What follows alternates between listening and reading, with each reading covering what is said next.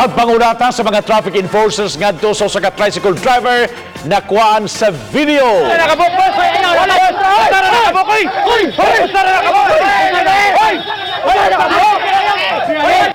Nahitabo kini mga puso dito sa Barangay Daro sa Dumaguete City, Negros Oriental.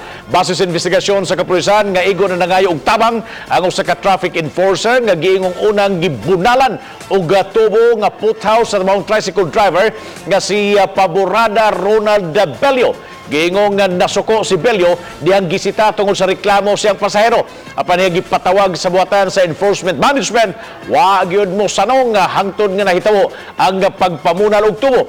Gipreso ang tricycle driver o gipasakan og kaso nga indirect assault. Wa na usab ma-renew ang driver's permit sa sinumbong ang ubang pasangil hugtanong gipamakak sa maong tricycle driver.